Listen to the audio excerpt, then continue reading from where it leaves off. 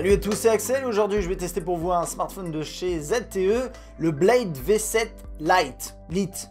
Il s'agit d'un smartphone d'entrée de gamme, 150-170 € avec des petites spécifications et on va regarder ça tout de suite. Donc côté spec, on a un produit sous Android 6.0, écran de 5 pouces IPS, LCD 720p, Mediatek quad-core 1 GHz, 16 Go de mémoire interne avec possibilité de mettre une micro SD, 2 Go de RAM, 13 mégapixels à l'arrière, 8 à l'avant, double SIM, c'est un appareil qui est 4G et qui est équipé d'une batterie de 2500 mAh.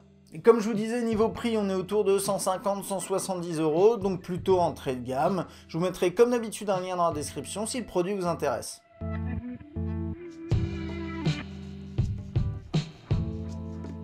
Bon, commençons par le design. C'est un produit qui est composé de plastique, verre et aluminium, avec des chanfreins sur les côtés, avec le scanner d'empreinte digitale à l'arrière, les extrémités en plastique. Je veux dire, il a rien de spécial, il est absolument pas original, mais c'est assez réussi, les finitions sont plutôt bonnes. Je dirais par exemple dans l'esprit, on dirait un petit peu un Mate de chez Huawei. Sauf que d'un point de vue originalité, effectivement, ce produit de chez Huawei n'était pas non plus original.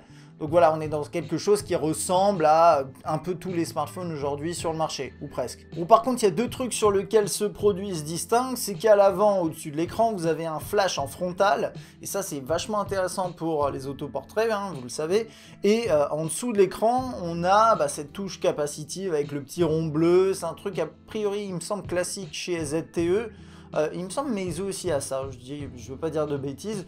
C'est un petit détail, hein, mais voilà, ça apporte un petit plus sur la façade. Côté ergonomie, bon, on est en 5 pouces, mais comme c'est un produit d'entrée de gamme, il n'est pas très bien optimisé, donc il est assez large. Cela étant dit, vous pourrez l'utiliser à une main sans aucun problème. Les boutons sont bien placés, ils craquent pas dans la main, ce qui est assez agréable hein, pour un produit d'entrée de gamme. Il y a juste un petit truc, c'est que comme c'est de l'alu mat, classiquement, ça glisse un petit peu en fonction de si vos mains sont humides ou pas. C'est un détail. Globalement, l'ergonomie est plutôt bonne sur ce produit.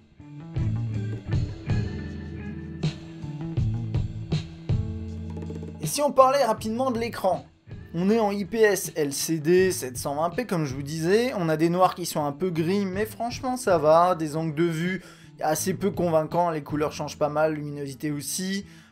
Il tire un petit peu sur les roses, mais vous avez une application qui est vraiment bien qui s'appelle Mira Vision et qui permet de gérer vraiment de manière personnalisée votre contraste, luminosité, la température, la netteté, ces genres de choses qu'on trouve même pas sur les produits haut de gamme sous Android, donc ça c'est génial. Par contre moins génial, ce que j'ai constaté, c'est qu'il y avait aussi un multitouch qui était un petit peu étrange. Alors c'est lié aux performances peut-être aussi, mais l'écran, la couche tactile affiche une certaine latence et par ailleurs le multitouch se cantonne à 5 doigts. Alors c'est pas grave, mais ça montre simplement que c'est pas un composant super haut de gamme qu'ils ont choisi.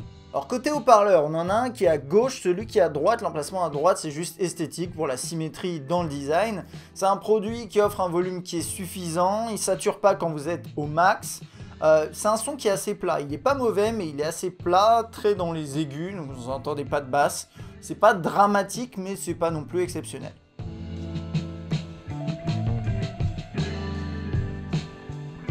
Bon allez, on va passer rapidement aux fonctionnalités. Je vais faire assez bref parce que finalement, ce qu'on a sur ce produit, c'est un Android quasi stock, un peu personnalisé par ZTE et d'ailleurs pas de façon super convaincante. Des fonctionnalités en plus, mais pas grand chose. Donc je vais vous en parler rapidement, vous parler de la surcouche, mais aussi des fonctions rajoutées. Et ça va se faire normalement super rapidement. C'est un produit qui tourne sur Android 6.0 avec une surcouche. Donc, comme je disais, c'est plutôt du stock Android avec des personnalisations, des icônes qui ont été changées, le tiroir des notifications qui est un peu différent. Il y a notamment l'application Agenda qui a été changée, l'application d'appareil photo, mais les personnalisations opérées, je trouve, par ZTE ont tendance à être assez LED. Si vous voulez, c'est des grosses icônes, c'est des applications, notamment l'agenda, qui sont pas très jolies. Et pour le reste, on est surtout sur du stock, mais attention, c'est pas ce que vous allez trouver sur un Nexus, c'est ce que vous allez trouver sur une ROM vraiment stock Android assez brute, et souvent c'est pas assez, on aimerait bien aller un petit peu plus loin. Assez classique, hein, de plus en plus sur Android, on n'a pas de menu des applications, de tiroir des applications, tout est sur la page d'accueil et à vous ensuite de organiser les icônes dans des dossiers, etc. Il y a quelques fonctionnalités qui sont pas mal, qui sont intégrées sur ce produit, je vous en parlais rapidos. C'est un produit qui est équipé de touches capacitives qui sont sous l'écran, ces touches-là, ça permet de faire retour, menu, multitâche, et ça vous pouvez les personnaliser, juste changer leur emplacement. Il y a 2 settings qui sont dans les paramètres. Vous avez aussi un système de gestes pour gérer l'appareil. Alors il y en a qu'on doit faire au-dessus du terminal, on doit bouger sa main au-dessus du produit, ça marche pas, hein, ou bof, ça marche pas terrible. Vous pouvez aussi tracer sur l'écran des lettres, etc. Ça marche, mais pour le coup c'est assez lent. Et vous avez le double touch, double tap to wake, le double tap pour réveiller l'écran, et ça marche bien. Le scanner d'empreinte digitale est situé à l'arrière, je vous en ai parlé, il est facile à aller chercher avec le doigt, ça il n'y a pas de souci. Bon, il permet de sécuriser le terminal, ça fonctionne, mais c'est un peu lent. À l'instar de l'ensemble du produit, en fait, vous allez le voir. Vous avez aussi la gestion des doubles SIM, un explorateur de fichiers intégré, et malheureusement pas mal de contenu préinstallé. Alors des applications sociales que vous souhaitiez peut-être pas forcément. Vous avez Avast, Clean Master, etc. C'est un peu pénible parce que ça prend de la mémoire. Vous pouvez les désinstaller si vous avez envie. Par contre, une application qui est plutôt réussie en termes d'interface, c'est l'appareil photo qui a été personnalisé par ZTE. Vous avez un mode automatique, vous avez un mode qu'ils appellent Pro, où là vous avez vraiment l'ensemble des fonctionnalités classiques, voire même un petit peu plus que ça. Donc ça c'est vraiment top, les ISO, etc. Bref, je pense que vous savez de quoi on parle. Et ça c'est pour les personnes qui ont envie d'aller un petit peu plus loin, ça pourrait être tout à fait utile.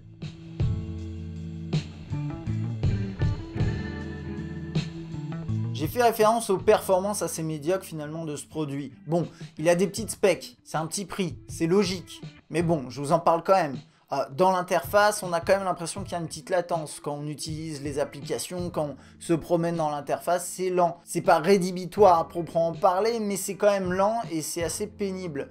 Les jeux, c'est pas excellent non plus. J'ai testé quelques jeux gourmands et on a beaucoup moins de FPS que sur des produits mieux équipés. Encore une fois, c'est logique, mais c'est à prendre en compte. Si vous souhaitez aujourd'hui un smartphone qui est capable de faire fonctionner tous les derniers jeux, ce produit, ce sera pas un bon choix. Pour ceux que ça intéresse, c'est 23 000 points sur AnTuTu. Côté autonomie, on a une batterie de 2500 mAh sur un produit qui est pas forcément spéqué de façon incroyable, un petit écran, etc.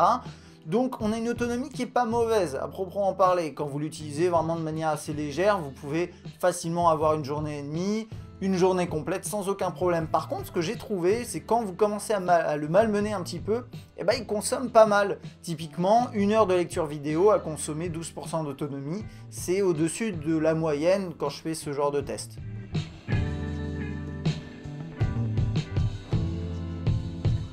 Côté qualité photo et vidéo, vous avez une bonne interface que je vous ai montré. Après, niveau qualité, ça suit pas forcément, et c'est classique sur des produits d'entrée de gamme. Quand vous avez une excellente luminosité, c'est pas mal. Les couleurs sont bonnes, l'image est relativement propre, même si on sent quand même que c'est de l'entrée de gamme, avec, vous savez, ce côté un peu très accentué sur la netteté, ce genre de choses, c'est pas très beau à voir, mais les couleurs sont justes. Bon, dès qu'il manque de lumière, ça devient bruité, voire flou, parce que le focus a un peu de mal, donc au global, côté photographie, c'est vraiment bof. Du côté de la vidéo, vous filmez en 720p max, le son enregistré, il y a un gros souffle et c'est assez gênant, et c'est d'ailleurs globalement moyen au niveau de l'enregistrement du son. Le focus automatique par contre se fait rapidement, ça c'est confortable, les couleurs sont bonnes, le rendu est assez moche à l'instar de la photo, hein, bon voilà. Et le focus parfois est difficile quand il manque de lumière. Et bien sûr, le rendu est également bruité quand vous êtes de nuit, etc. 150 €, vous avez donc un produit à la hauteur de son tarif. Ça, on aurait aimé être surpris, mais c'est loin d'être le cas.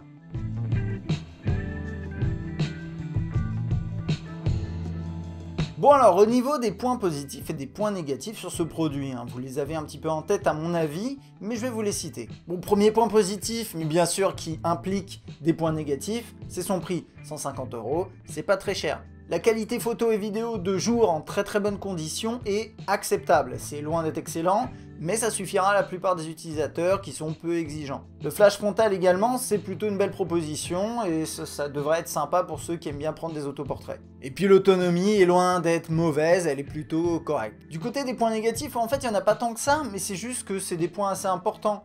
Moi, je trouve que l'interface, elle est assez moche, la surcouche n'apporte rien, et il ferait mieux de faire un produit complètement brut Android et se concentrer sur la fluidité peut-être de l'interface, ce serait une meilleure chose. Bien sûr, les mauvaises performances à l'utilisation, c'est le plus gros des problèmes finalement, parce que ça influence vraiment l'expérience que vous avez avec le produit au quotidien, vous trouvez qu'il est lent et ça vous frustre, et ça, vous serez peut-être frustré avec ce produit. Puis dernière chose, la qualité photo et vidéo, quand il manque de lumière, mais ça c'est un classique sur un produit à ce type de tarif. Mais au final, c'est vrai qu'un des points que ZTE veut mettre en avant sur ce produit, c'est qu'il offre de la 4G pour 150 €. Est-ce qu'en 2016, c'est si rare que ça? J'ai tendance à penser que non. Mais bon, voilà, je ne l'ai pas mis dans les points positifs, mais il est 4G. Mais pour moi, en 2016, c'est logique. C'est quelque chose qu'on doit avoir sur tous les smartphones. Donc vous l'avez compris, je ne suis pas spécialement emballé par ce produit.